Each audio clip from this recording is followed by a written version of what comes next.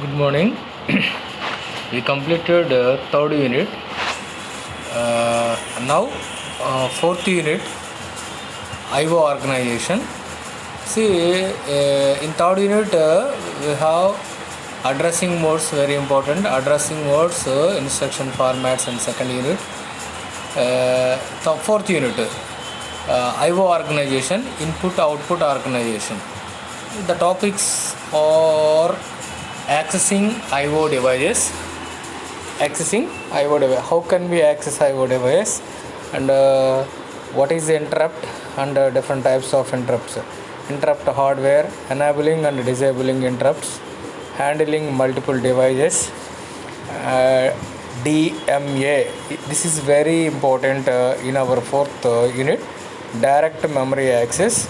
In each and every question paper and every set must contains this question, that is direct memory access, DMA. Next, buses, synchronous bus and asynchronous bus, interface circuits, standard IO interface, peripheral components, interconnect, PCI bus, and universal serial bus, USB. Okay, these are the subtopics in IO organization.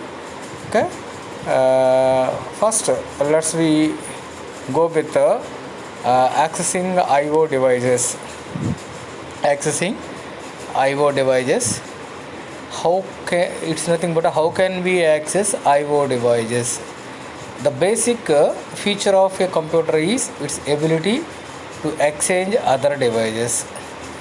Means you have the basic feature of computer is exchanging of other devices. See, exchanging of other devices means we need to access other devices which are connected to that computer. The bus enables all the devices connected to it to exchange. Already I told you, bus, it is a transmission channel which is used to exchange the data between the devices. Means if you are connect some number of devices to a bus, and all the devices which are connected to that bus are able to exchange the data between them, right? See here, a single bus structure is depicted as, see here, a straight line bus is called bus. A straight line is called bus. It is a transmission channel. See here, the bus is connected with processor, memory, IO devices, and here IO devices 1, IO devices 2, 3, up to so on. Some number of IO devices are connected to the bus, as well as processor is also connected to the bus, and the memory is also connected to the bus. See, if you observe this diagram, all these devices which are connected to this bus are able to exchange the information between them, right? All those are possible to exchange the data between them. So that is bus. The bus consists of 3 set of lines. In general, the bus consists of 3 set of lines.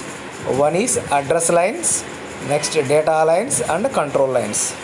One more time, bus consists of 3 set of lines: address lines, data lines, and control lines. Each IO device is assigned a unique set of address. See, because unique means single, cannot same. Each and every IO device is assigned a unique set of address. Means each and every IO device has its own address, and when IO device and the memory share the same address space, the arrangement is called memory mapped IO. What is meant by memory mapped IO means the IO device and the memory share the same address space.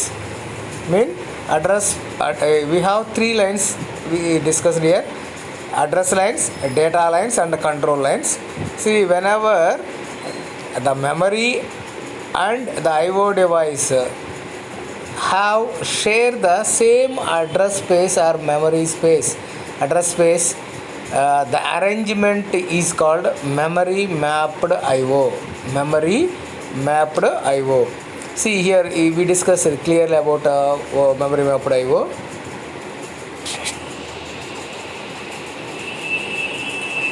Memory mapped IO. When memory mapped IO, comma, any machine instruction that can access memory can be used to transfer data to or from an IO device. Okay.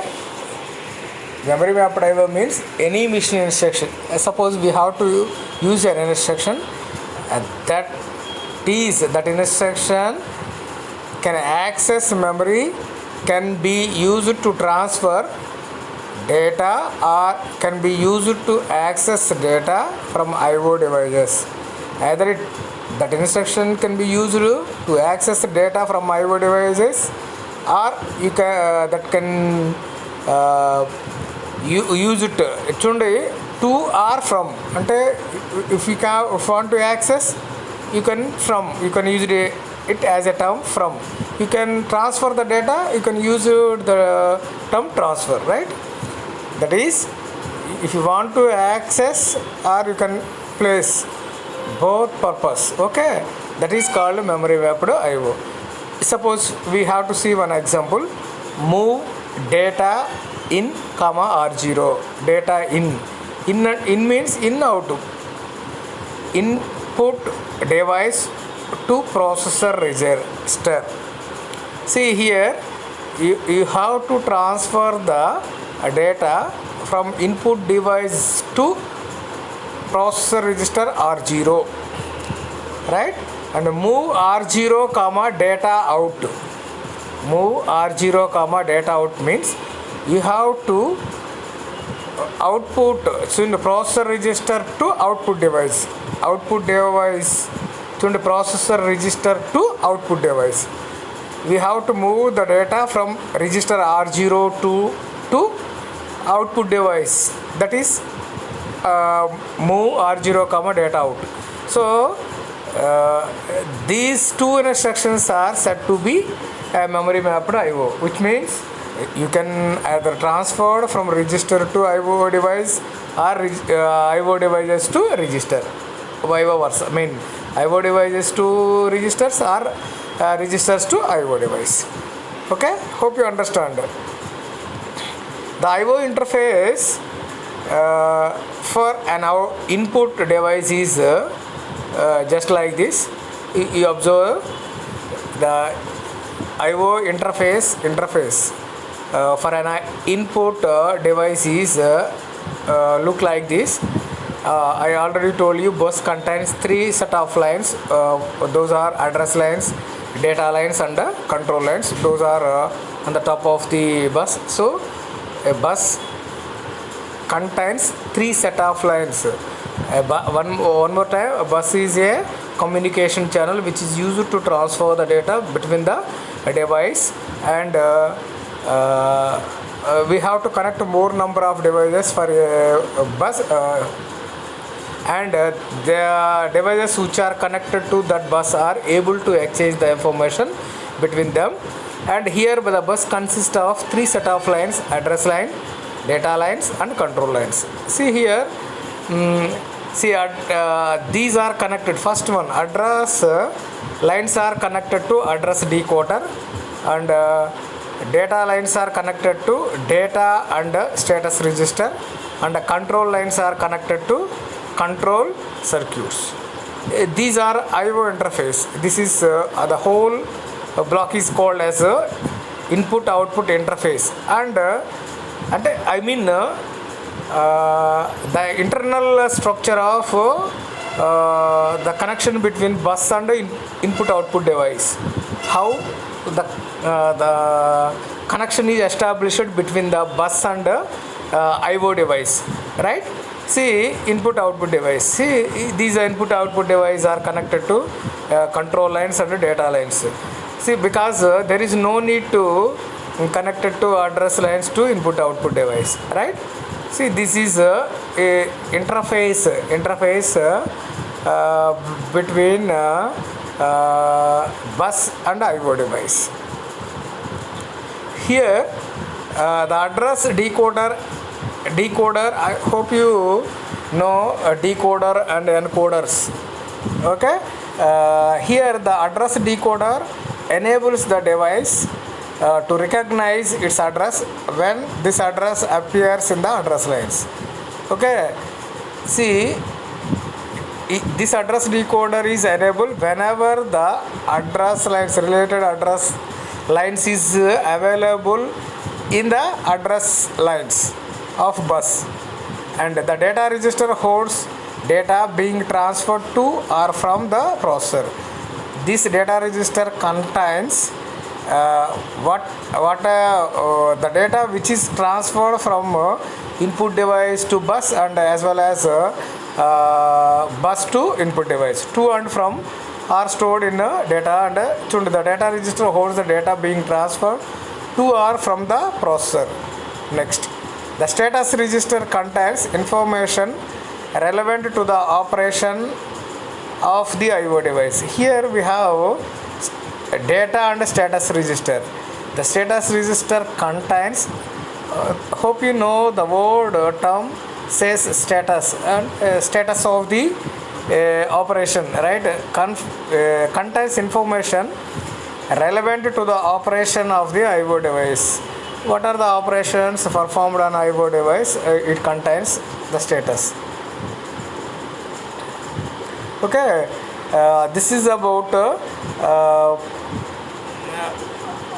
accessing IO device, this topic, right? One more time, accessing IO devices. This is a bus structure, and the bus consists of three set of lines: address lines, data lines, and control lines. Here we have to know one term which is called memory mapped IO, and we have to see the interface of for an input device and processor. Okay, tomorrow we will discuss about interrupts. Okay, right.